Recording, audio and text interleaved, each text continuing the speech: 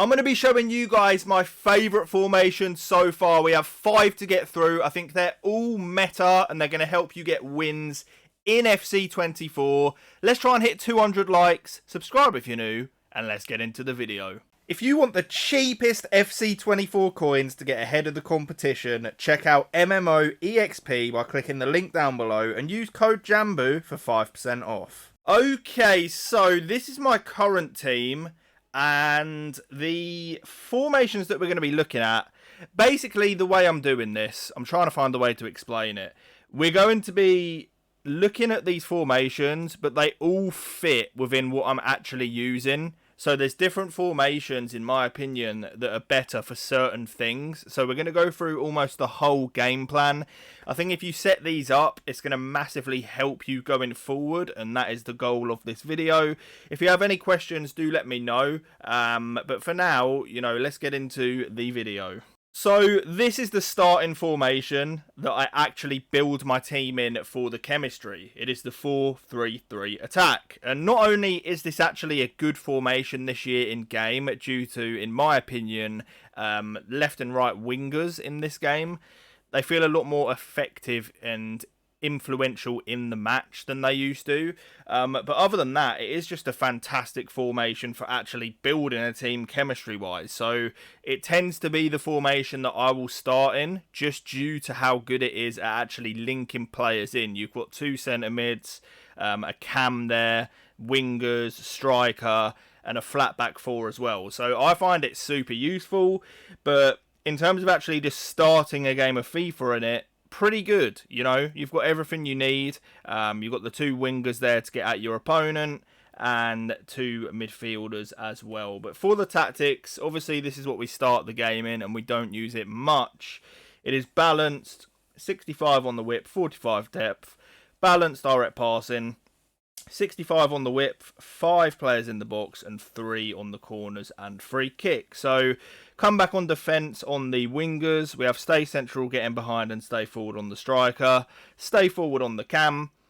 Cover centre on both of the centre mids and then stay back while attacking on the back 4. And that is the 4-3-3 attack, which I start my games in. So next up we have the 4-2-3-1, which is a super good and balanced formation for keeping the ball, staying solid defensively and also creating chances. It is probably the best all-rounder in the entire game right now. It's so good. It's good every year, but I feel like it's really back in FC24. Obviously you have 3 cams, a striker, 2 CDMs that sit in front of the defence and then a back 4 as well.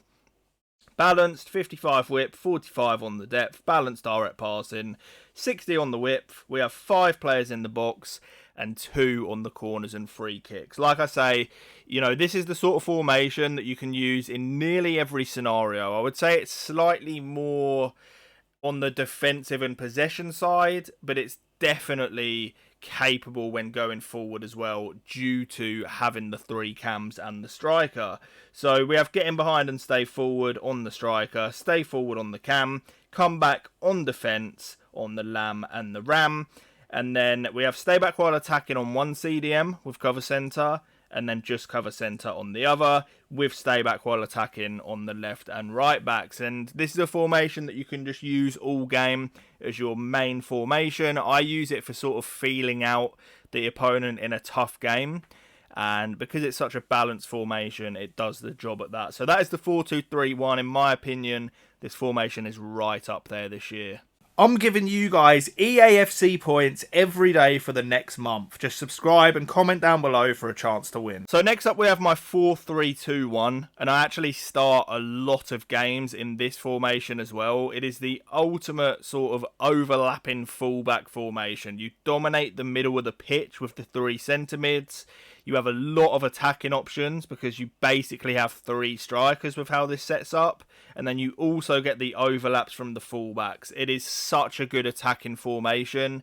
A little bit suspect defensively, but in my opinion, for at least the way I play, it is worth the sacrifice. A lot more attack for a little less defence. We'll go to the actual tactics. It is balanced. 55 on the whip, 42 on the depth, direct passing, 6 players in the box, and 2 on the corners and the free kicks. You have to set this one up right in the instructions, because if you don't, the defence will be a mess. So let me show you. Stay central, get in behind, stay central, get in behind. But on one of your wide forwards, you need to come back on defence. This will enable you to defend in a 4-4-2.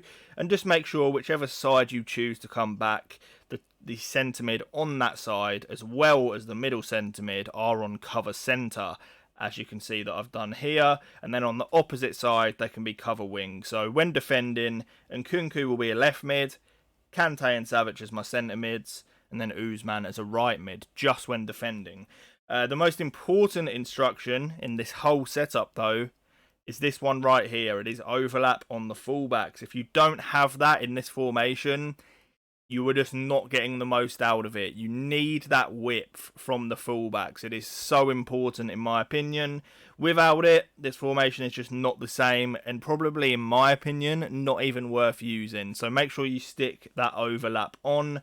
Super, super important. So the formation that is so strong, it actually got banned by EA. It is the 5-4-1. It is banned in competitive play, by the way. The pro FIFA guys are no longer allowed to use this formation, but we still can. So I would definitely recommend having it set up.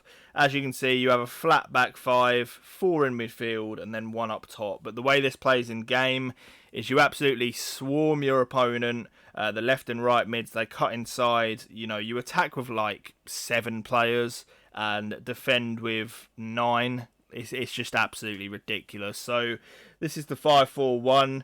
You want balanced. I go 40 depth, 55 on the width. Balanced are at passing, 55, 6 players in the box. And then for the instructions, stay central, getting behind on the striker, cover centre on the 2 centre mids, and we have come back on defence, cut inside, and getting behind on the left and the right mid. So when you're actually attacking, they're going to feel more like strikers.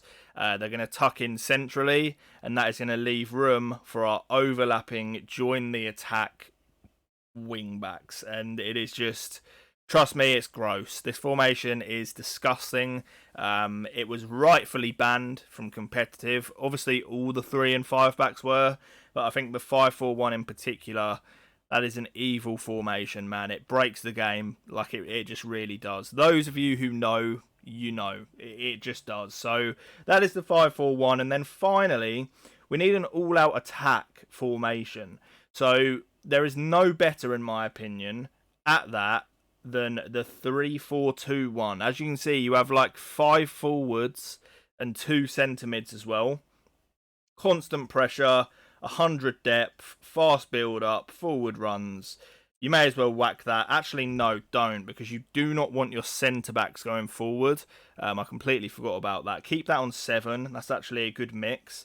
Essentially, you only want to do this when you're a couple of goals behind, you know, with 10 minutes to go or something like that. If your opponent's wasting time, you are going to get chances using this. However, you're also going to be crazy exposed at the back, so just keep that in mind as well.